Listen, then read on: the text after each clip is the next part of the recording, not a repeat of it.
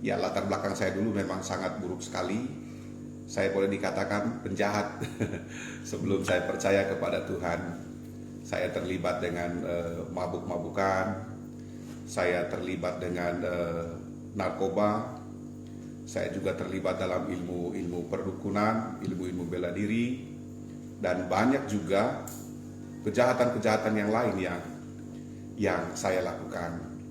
Dulu saya pernah tinggal di Jakarta, jadi dari kampung saya biasa-biasa saja, tapi ketika saya sudah berada di kota Jakarta, pergaulan saya sudah mulai ikut-ikutan dengan gaya hidup orang-orang di sana, sehingga saya terbawa arus dengan berbagai macam kejahatan. Di Jakarta saya mengenal narkoba, kemudian belajar berbagai ilmu-ilmu juga di sana, dan membuat kehidupan saya itu semakin jauh dari Tuhan dan memang semakin jahat seperti itu ya. Dan memang karena saya memiliki banyak sekali ilmu-ilmu, sehingga membuat hidup saya juga tidak pernah tenang. Saya kelihatannya biasa-biasa saja, tetapi dalam hati saya tidak tenang. Dan selama bertahun-tahun saya tinggal di Jakarta, saya jauh dari ketenangan, dan saya tidak menikmati yang namanya keberhasilan itu. Jadi bertahun-tahun saya bekerja, tidak ada hasilnya sama sekali.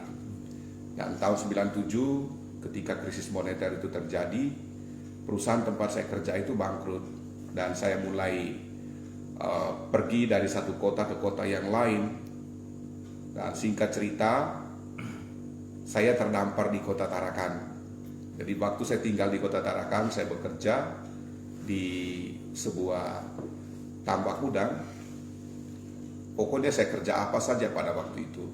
Tapi suatu kejadian yang menarik, bahwa suatu malam saya dibisikin oleh, ada satu suara yang membisiki saya supaya membunuh teman saya.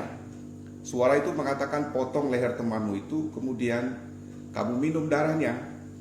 Padahal teman itu baik sekali dengan saya, dia tidak ada kesalahan apa-apa. Tapi tiba-tiba muncul suara itu di dalam hati saya seperti itu. Dan saya menuruti suara itu.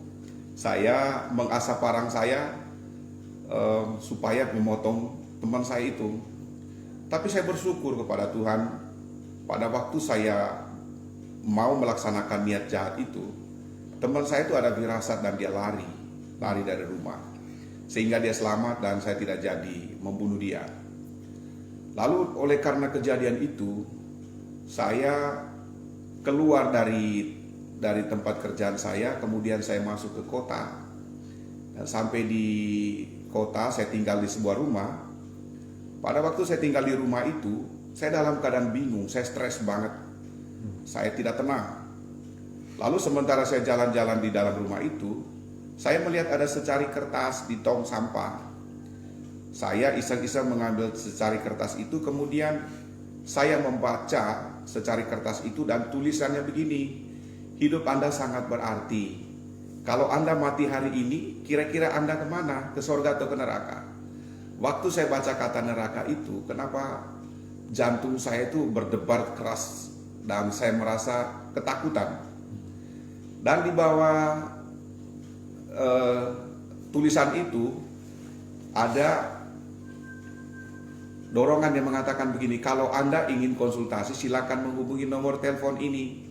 Dan saya langsung menghubungi nomor telepon itu menggunakan wartel dulu. Ya, zaman wartel. Kebetulan yang mengangkat pada waktu itu Ibu Elvi, istri dari Pak Pendeta Frans.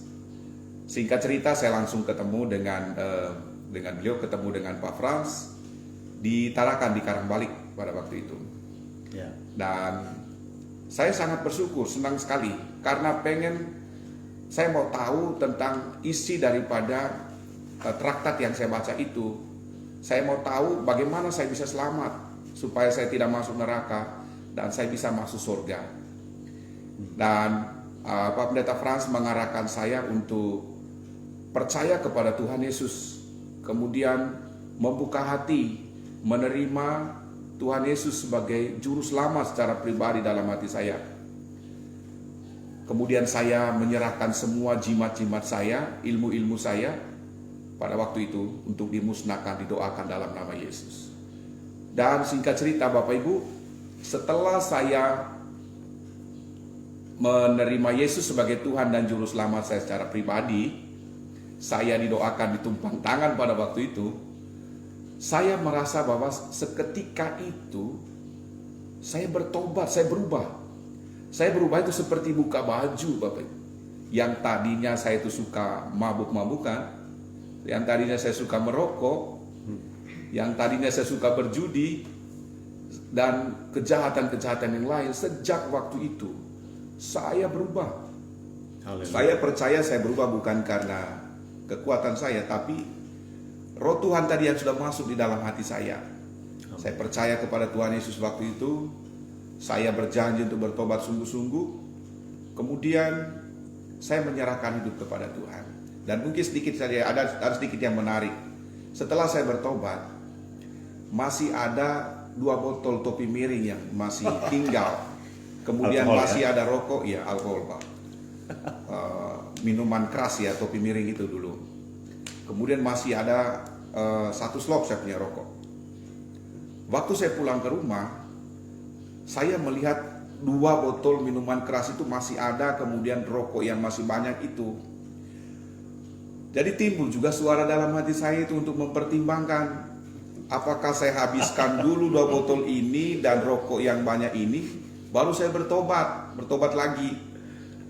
Saya coba mempertimbangkan itu cukup lama, tapi saya mengucap syukur, kuasa Roh Kudus dalam diri saya yang mampu untuk mengalahkan keinginan itu.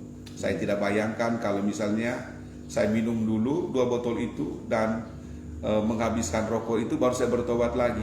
Saya tidak tahu apakah saya bertobat apa enggak lagi pada waktu itu. Tapi bersyukur saya mengambil keputusan dengan pertolongan Tuhan. Saya bertobat sungguh-sungguh dan membuang semua itu. Dan sampai hari ini Bapak Ibu, saya mengalami pertolongan Tuhan. Saya menyerahkan hidup kepada Tuhan. Saya melayani Tuhan sampai hari ini. Puji Tuhan. Terima kasih, luar biasa, luar biasa. Mari kita beri tepuk tangan. Semangat, semangat, semangat. Ya, kesaksian adalah menceritakan apa yang dialami, apa yang dirasakan, apa yang dilihat oleh diri sendiri. Jadi kesaksian ini tidak bisa dibantah oleh siapapun, karena kesaksian itu adalah milik seseorang yang dialami sendiri. Namun kesaksian juga akan menggugah hati seseorang. Kalau seseorang itu kondisinya mirip-mirip dengan Pak Joni atau Pak Jono, maka akan timbul pengharapan. Orang akan berkata begini, oh dia saja bisa berubah, pasti saya juga bisa berubah. Dia saja bisa bertobat, pasti saya juga bisa bertobat. Oh dia saja dulu dikuasai iblis, bisa lepas, berarti saya juga bisa lepas. Nah, puji Tuhan, kesaksian sangat menolong kita. Tuhan bekerja lewat kesaksian. Amin. Dan saya telah mengenal Pak Salesius Jono dari sejak tahun 1999. Jadi itu berapa tahun ya? Sekitar 22 tahun. 22 tahun, dan kami sering berjalan bersama-sama dalam pelayanan. Dan kesaksiannya luar biasa. Ada lagi kesaksian, tolong ceritakan bagaimana Tuhan menyembuhkan kaki yang patah, yang hancur remuk oleh karena kecelakaan. Ada pengalaman luar biasa, mari dengarkan. Iya, saya juga menceritakan mengenai saya lupa tahun berapa. Oh, sekitar tahun 1997 saya mengalami patah tulang karena pada waktu itu saya masih mengkonsumsi minuman keras, Bapak Ibu. Tapi suatu hari pada waktu saya sementara dalam tugas, saya dalam keadaan itu fly, sudah minum minuman keras. Saya mengendarai sepeda motor di Jakarta. Saya sudah tidak bisa mengendalikan kecepatan sepeda motor saya. Kemudian saya menabrak sebuah truk besar di dekat rumah sakit Cipto di Jakarta. Dan hasilnya tulang kaki saya itu patah, remuk semua. Salah satu di bagian kanan, kaki kanan saya remuk semua. Dari lutut ke bawah remuk semua. Lalu saya dibawa ke rumah sakit Cipto pada waktu itu. Dokter mengatakan kaki Anda ini harus diamputasi. Kalau tidak bisa disambung kembali seperti itu. Nah, mendengar itu bos saya itu membawa saya ke dukun patah kaki. Selama 3 bulan dukun itu merawat saya, tapi tidak ada hasilnya. Malah saya punya isi tulang, isi kaki itu membusuk seperti itu. Kemudian diganti lagi dengan dukun yang kedua, orang Sunda pada waktu itu. Sama, dia punya mantra sangat kuat sekali sampai keponakan saya hafal mantranya ketika dia sudah pulang, karena mantranya dia ucapkan dengan kuat seperti itu. Tapi ada satu tempat lagi saya pergi ke tempat orang terapi kaki itu. Di situ saya diajak oleh teman saya dan saya mengikuti terapi itu juga. Tapi memang hasilnya pada waktu itu belum membaik begitu. Tapi suatu sore sekitar jam 3 Bapak Ibu, saya menonton siaran di RCTI. Saya lupa judulnya dulu tuh. Pokoknya siaran rohani. Dan yang berkhotbah pada waktu itu ada seorang pendeta, tapi beliau sudah meninggal sekarang. John Hartman namanya. Saya lupa, orang Belanda atau orang Jerman beliau itu. Nah, pada waktu beliau berkhotbah di televisi, setelah beliau berkhotbah, beliau mengatakan begini, sementara saya nonton televisi itu, ada satu orang yang nonton di rumah yang sedang menderita kakinya. Dan pada waktu beliau ngomong seperti itu, saya merasa bahwa saya yang dimaksudkan. Lalu dia mengatakan begini, sekarang tumpangkan tanganmu di tempat yang sakit itu, di kaki itu. Lalu saya tumpangkan tangan saya di kaki yang patah itu. Pada waktu beliau berdoa dari televisi, saya merasakan ada sesuatu yang terjadi di dalam di tubuh saya. Saya merasa dingin semua, tubuh saya dari kepala sampai kaki saya. Saya tidak tahu pada waktu itu kalau kaki saya itu sudah sembuh. Dan saya sangat bersyukur setelah itu saya mengalami kesembuhan secara ajaib oleh Tuhan. Dan sampai hari ini kaki saya tidak ada sakit lagi. Saya merasakan kesembuhan, keajaiban Tuhan itu memang luar biasa. Jadi walaupun jaraknya jauh, hanya didoakan dari televisi saja, kuasa Tuhan tidak terbatas untuk menyembuhkan kaki saya. Kaki saya sambung kembali Bapak Ibu. Yang tadinya remuk seperti piring Duralex itu ya. Tetapi sekarang sudah sembuh, tidak ada cacat sama sekali. Saya bisa main bola, saya bisa lari-lari, tidak ada masalah. Ini mujizat yang luar biasa sebenarnya. Ini mujizat. Kalau kesembuhan dari dokter mungkin masih ada cacat-cacatnya, tapi ini memang sama sekali tidak ada cacat sama sekali kaki saya. Sembuh secara sempurna. Ya. Luar biasa. Jadi kaki yang sudah remuk, tulang-tulang remuk, kemudian digips ya. Ya, digips ya. Lalu sudah membusuk, hanya didoakan lewat televisi pada zaman itu ya. Iya, zaman itu Pak. Pendeta John Hartman. Ya. Ternyata mujizat terjadi. Iya, mujizat. Ini yang kita katakan, bagi Tuhan tidak ada yang mustahil. Berdoa lewat televisi, berdoa lewat live streaming, apapun, asal iman kepada Yesus. Iman kepada Yesus dan kuasanya itu menghasilkan keajaiban. Jadi Bapak Ibu, saudara-saudara yang saat ini punya masalah, yang punya penyakit, mari percaya bahwa Tuhan sanggup menolong. Amin. Tuhan sanggup membuat mujizat. Yang sakit bisa disembuhkan. Percaya dulu. Haleluya. Ya. Saudara, ada juga satu mujizat yang dialami oleh Pak Salus Cono ketika dalam pelayanan dia mengalami penyakit batu ginjal. Oke. Ini saudara perlu dengar nih, luar biasa mujizat ini. Silakan. Ya, saya juga mau menceritakan tentang mujizat Tuhan. Pada waktu itu saya mengalami sakit ginjal tahun 2006. Pada waktu itu saya baru merintis di kota Tanjung Selor. Pada waktu saya mengalami penyakit ginjal itu, saya merasa bahwa itu adalah sebuah penyakit yang saya alami itu yang tidak pernah semenderita seperti itu. Sangat-sangat menderita. Saya tidak bisa tenang kalau berdiri, baring juga tidak bisa, duduk juga tidak bisa. Supaya saya cari amannya, saya coba kepala saya ke bawah, kaki saya ke atas di dinding. Tetap aja sakit seperti itu. Waktu saya ke dokter, dokter mengatakan bahwa ginjal bapak ini sudah rusak ini. Jadi ini membutuhkan waktu pemulihannya dan kemungkinan juga tidak bisa dipulihkan seperti itu. Faktor apa ginjal rusak itu? Dokter tidak memberitahukan faktor apa pada waktu itu. Jadi memang saya merasa sakit sekali. Itu adalah sebuah pengalaman yang sangat menyakitkan bagi saya, itu penyakit ginjal itu. Dan suatu waktu saya merasakan itu puncaknya sudah kesakitan yang saya alami itu. Saya berpikir bahwa ini waktunya Tuhan mau panggil saya. Jadi karena saya sudah tidak tahan lagi. Seperti mau meninggal ya? Saya merasa mau meninggal, Pak. Sedikit lagi saya rasa sedikit lagi mau meninggal.